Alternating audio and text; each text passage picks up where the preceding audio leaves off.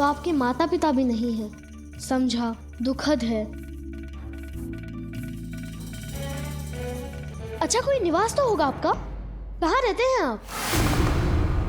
सर्वत्र वास करता हूँ, सर्वत्र वास करता हूँ, सर्वत्र वास करता हूँ, सर्वत्र वास करता हूँ।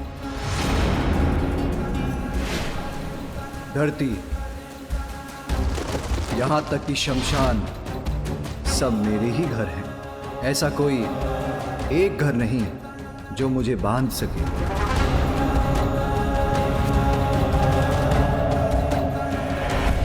यही समझ लो, मैं सर्वत्र हूं और कहीं भी नहीं।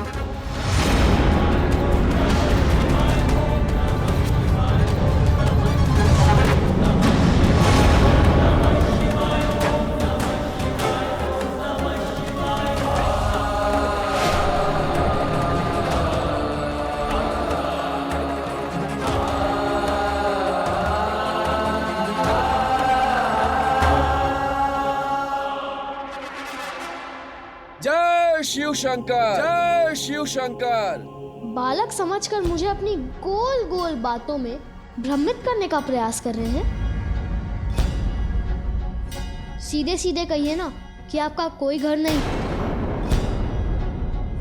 अर्थात भिक्षुक भी नहीं। आप तो कोई भैरूपिया ही लगते हैं। बस बहुत हुआ बालक। जो संसार को सब कुछ देते हैं, उन्हीं को कभी तुम भिक्षुक, कभी बहरूपिया बुला रहे हो। ये देते हैं संसार को। बालक अवश्य हूं, किंतु मूर्ख नहीं कि जो आपने कहा वो मैं मान लूं। वस्त्र के स्थान पर पशु चर्म से अपना तन ढकते हैं। रहने के लिए कोई घर नहीं। नाम पूछो तो कहते हैं सभी नाम मेरे हैं। अब ऐसी बात करने वाले को भैरूपिया नहीं तो और क्या कहूँ, और क्या कहूँ, और क्या कहूँ।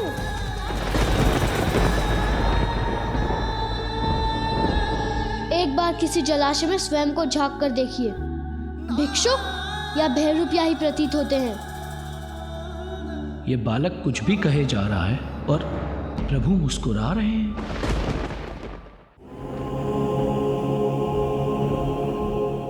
इतनी घनी जटाएं हैं आपकी, कभी केश नहीं सवारे क्या? बालक, प्रभु की जटाओं का अर्थ भी जानते हो? मेरे प्रभु। सखी, कुछ तो कहिए, किसके विचारों में डूबी हैं आप? मैं उनके विचारों में मग्न हूँ जिनका शीश घनी जटाओं से सुशोभित है।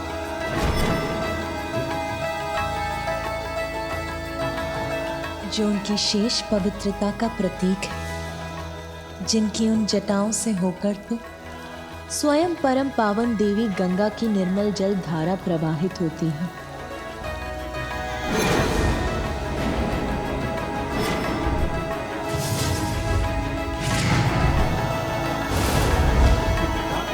आपका तो सभी कुछ विचित्र है।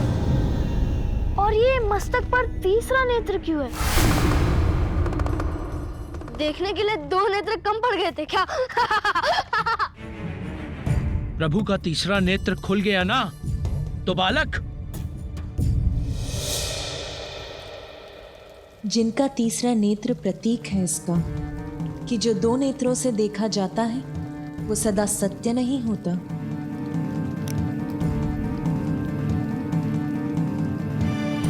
जीवन के परम सत्य को ज्ञात करने के लिए तो अंतरात्मा की सूक्ष्म दृष्टि की आवश्यकता होती है। वही सूक्ष्म दृष्टि तो प्रदान करता है तीसरा नेत्र। इन्हें और सच्चा ज्ञान? यदि ज्ञानी होते तो अपने गले में सर्प लपेटे क्यों घूमते? मुझे तो लगता है कि ये कोई बुद्धिहीन प्रतीत होते हैं। जिनके तन पर लिपटा सर्प उनकी कुंडलिनी शक्ति के जागृत होने का प्रतीक है। वो जो चेतना से परिपूर्ण है और सर्प को अपने तन पर अपनाकर ये संदेश भी देते हैं कि बुरे की बुराई का अंत भी प्रेम से किया जा सकता है। विषधर को भी यदि हृदय से अपनाओ तो वो भी सच्चा साथी बन जाता है। और तन पर ये पशु चर्म क्यों धारण कर रखी है?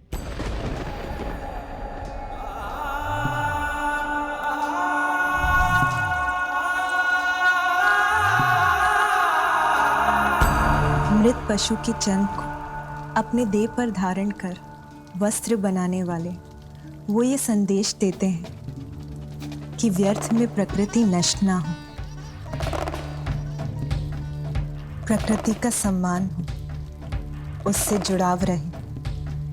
मृत शत्रु के चर्म को धारण करना तो उसका भी सम्मान है। प्रत्येक जीव को संभाव से देखते हैं।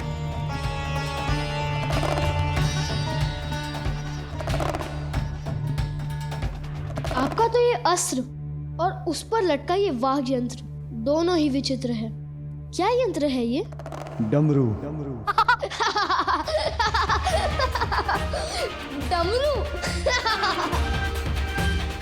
आपके तो इस यंत्र का नाम भी विचित्र है, डमरू।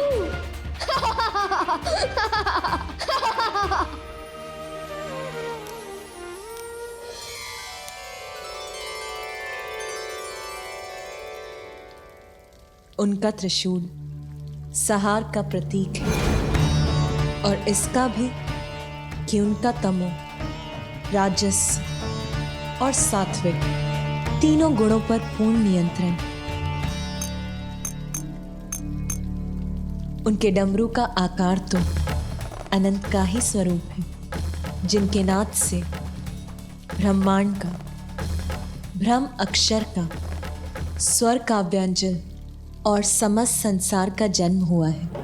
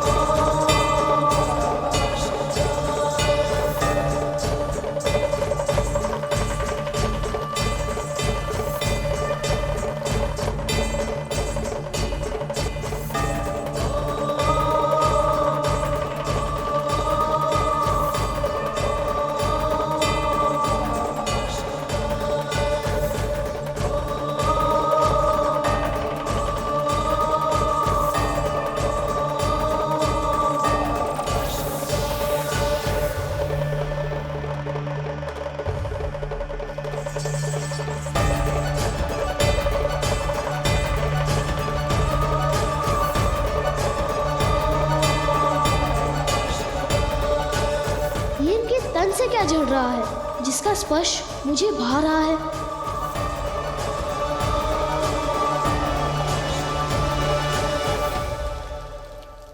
उनके तन पर भस्म का भी गूढ़ रहस्य है।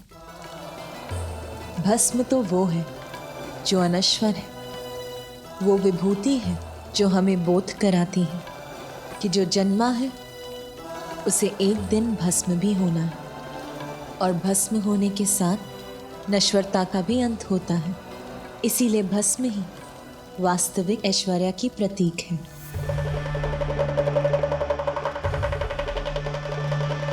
भस्म लगाकर घूमना तो आलसियों का कार्य है। कहीं तन पर लग गई होगी, फिर स्नान नहीं किया होगा, है ना? बालक, कैसे समझाऊं मैं तुम्हें?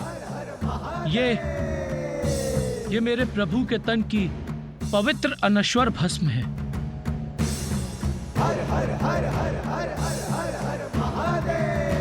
अच्छा बालक, बहुत हुआ वार्तालाप, हमें भीतर जाने दो।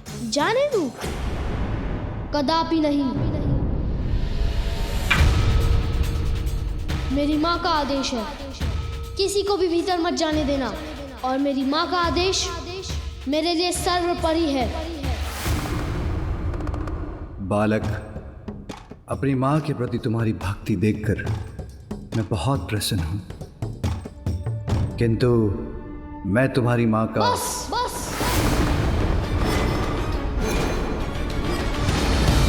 बस भिक्षुक बस। अब मैं आपके मुख से एक भी शब्द नहीं सुनना चाहता। मैंने जो कह दिया सो कह दिया। किसी को भी भीतर जाने की अनुमति नहीं है। बालक, तुम हमें नहीं जाने दोगे तो हम बलपूर्वक जाएंगे।